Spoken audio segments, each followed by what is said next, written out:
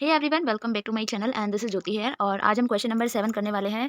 2017 का ये आपका क्वेश्चन पेपर है। A1 आपका जो सब्जेक्ट कोड है। तो 5 नंबर का ये आपका आंसर आपको लिखना है। क्वेश्चन जो है 5 मार्क्स का है। तो क्वेश्चन में पूछा है आनुवांशिकता बनाम वातावरण पर एक संक्षिप्त टिप्पणी लिखिए। तो आपको एक शॉर्ट नोट लिखना है हेरिडिटी वर्सेस इन्वायरमेंट्स के जो इनके बीच में जो क्या संबंध है या ठीक है, तो वो सब हमें बताना है। तो वही सब आज हम करने वाले हैं। और वीडियो में भी थोड़ी लंबी हो सकती है क्योंकि आपकी जो बुक है उसमें काफ़ी अच्छे से एक्सप्लेन करके समझाया है। और मैं भी पूरी कोशिश करूँगी कि आपको समझा पाऊँ, क्योंकि ये 10 नंबर में भी आने के चांस है ये क्वेश्चन। तो आप लोग वीडियो को प्लीज़ ध्यान से देखना, और कहीं बीच में लगे डिफ़िकल्ट है या मैं कुछ समझा नहीं पाई हूँ ठीक से, तो वो चीज़ भी आप लोग मुझे कमेंट कर सकते हैं। तो अभी हम अपना आंसर स्टार्ट करते हैं।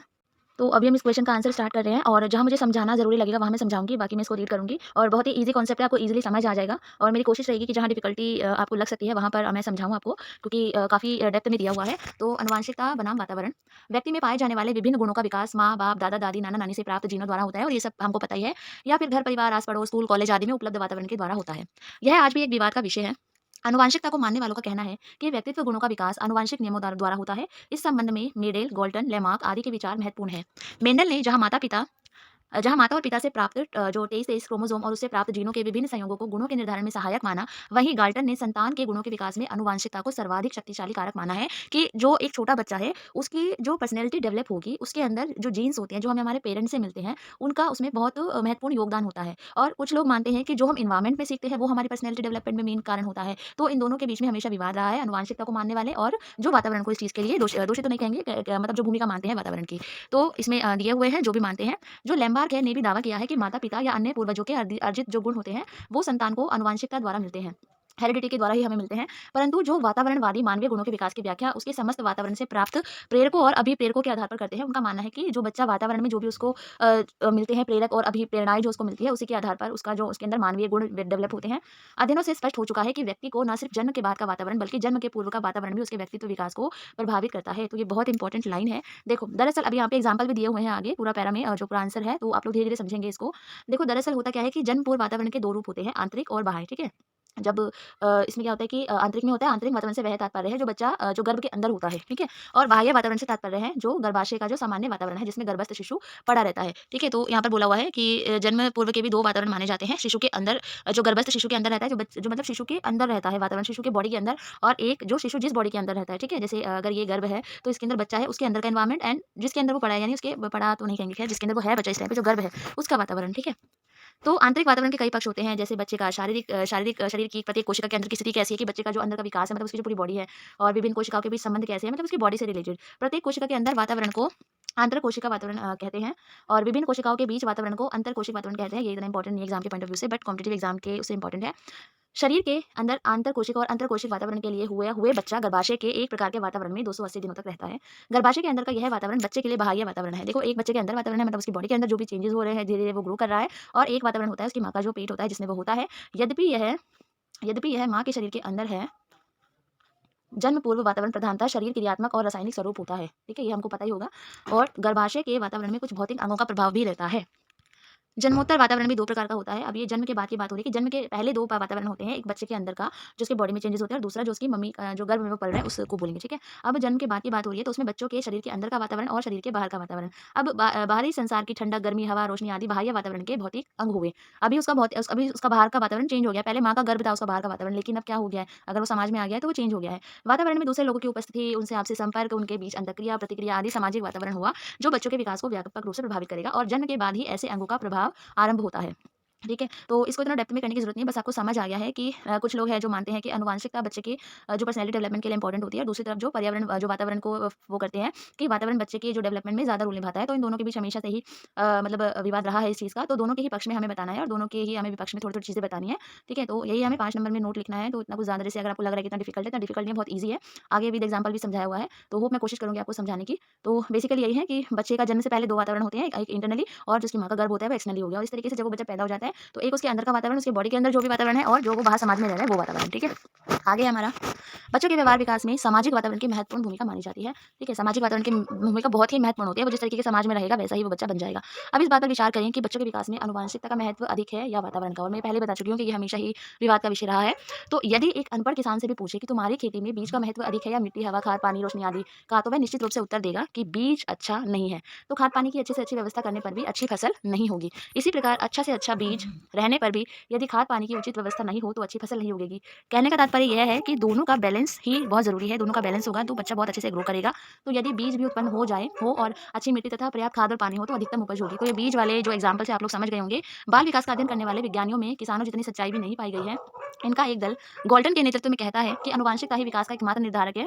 हम आनुवंशिकता से ही जान सकते हैं कि विकास कैसा है। देखो जैसे होता है ना, आनुवंशिकता मतलब जैसे हम लोग ये कह सकते हैं कि मतलब इंटेलिजेंट पेरेंट्स है तो बच्चा भी इंटेलिजेंट होगा, जबकि ऐसा नहीं होता है ना। और हम सोचे कि अगर आनुवंशिकता की बात है, जैसे हम में से बहुत लोग होंगे जो लोग वीडियो देख रहे हैं, आपके पेरेंट्स पढ़े लिखे नहीं होंगे। मेरे खुद के पेरेंट्स पढ़े लिखे बिल्कुल जीरो, मतलब स्कूल नहीं गए कभी ना।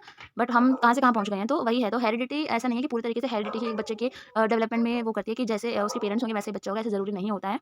तो ये एक एग्जाम्पल है पढ़े लिखे होने का, मैं एक एग्जाम्पल दे रही हूँ यहाँ पे। तो हम आनुवंशिकता को ही नहीं मान सकते और पूरी तरीके से हम अपने एनवायरनमेंट को भी इस चीज़ के लिए नहीं मान सकते। ठीक है? तो दूसरा दल वॉटसन के नेतृत्व में दावा करता है कि मुझे एक दर्जन सामान्य बच्चे दो जिन्हें हम केवल वातावरण के हेर-फेर से व्यापारी बना सकते हैं, वकील बना सकते हैं, डॉक्टर जो चाहे बना देंगे, यहाँ तक कि चोर डाकू भी बना देंगे। वही मैंने बताया कि ऐसा नहीं है कि चोर का बच्चा चोर ही पैदा होगा या फिर कोई वकील है तो उसका बच्चा वकील ही होगा, ऐसा कोई ज़रूरी नहीं है। तो दोनों का यानी एनवायरनमेंट का और हेरिडिटी का 50-50 बैलेंस होना चाहिए, तभी एक बच्चे का अच्छे से डेवलपमेंट हो सकता है। उसके बाद है ऐसे ही एक तरफ़ा दावों के कारण आनुवंशिकता प्रति वातावरण का विवाद खड़ा हुआ है, इन दोनों के बीच विवाद खड़ा हुआ है।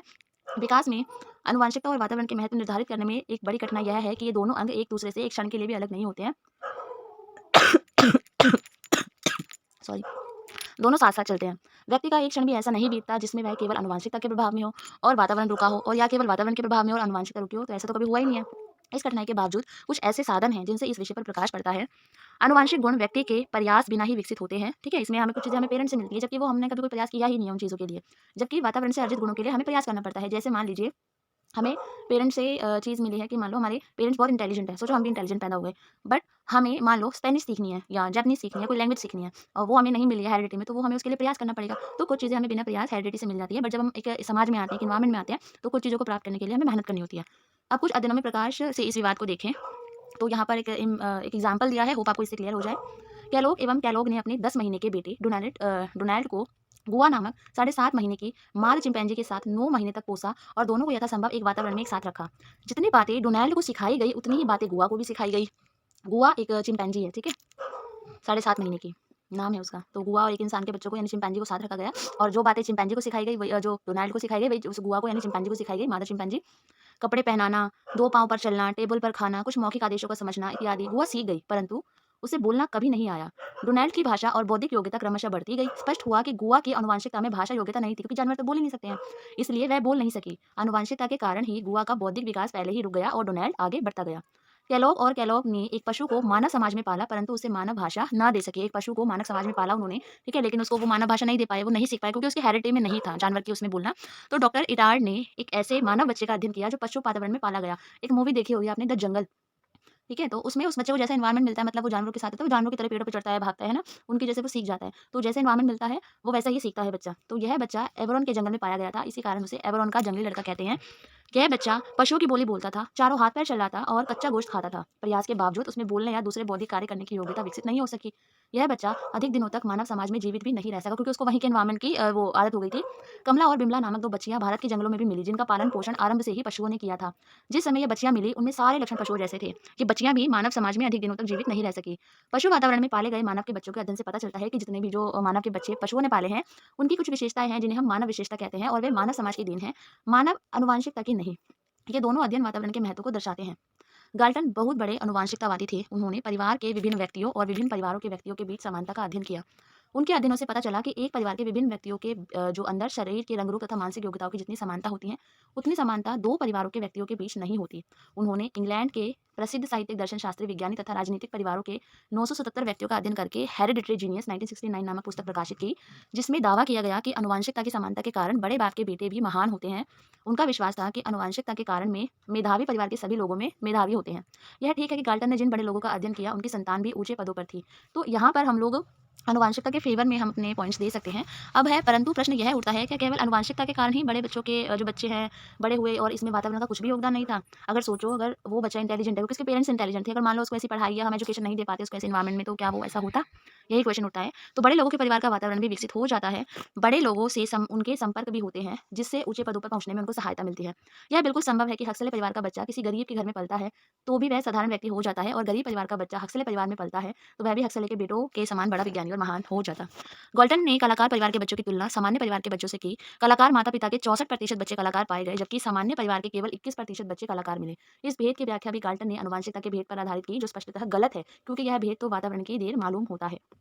तो बेसिकली जितना मैं आपको समझा पा रही हूँ, तो बेसिकली हमारा यही है, हमें एट द एंड कंक्लूजन में यही लिखना है कि दोनों का बैलेंस है। देखो एक एग्जांपल बताती हूँ कि वही जैसे मैंने स्टडी वाला बताया है ना, तो अब जैसे कोई चोर का बच्चा है, जैसे जिसके दोनों मदर फादर दोनों चोर हैं, तो ऐसा कुछ भी कंपल्सरी नहीं है। चलो चोर मतलब बच्चे को उन्होंने सिखा भी दिया कि चोरी करना है, मान लो वो स्कूल में जाता है, उसको पढ़ने के लिए भेजा, वहाँ से उसका माइंडसेट चेंज हो जाए, वो कोई अच्छा एक अच्छी पद पर पहुँच जाए। तो वही है कि हेरिडिटी में हमें कुछ चीज़ें मिलती हैं, बट ऐसा नहीं है कि वो मतलब वो स्थिर रह सके। अगर हमें मिला है कि हम इंटेलिजेंट हैं अपने पेरेंट्स से, अगर हमें एनवायरमेंट में मान लो स्कूलिंग नहीं मिली अच्छी, अच्छे टीचर्स नहीं मिले, एक अच्छा एनवायरमेंट नहीं मिला, हम गलत संगत में पड़ गए, तो क्या वो हेरिडिटी काम आएगी? नहीं ना। तो दोनों का बैलेंस बना के चलना ज़रूरी है। तो दोनों का बैलेंस होता है, दोनों का ही योगदान होता है एक बच्चे के व्यक्तित्व के विकास में। तो यही यहाँ पर एग्जाम्पल दिए हुए हैं।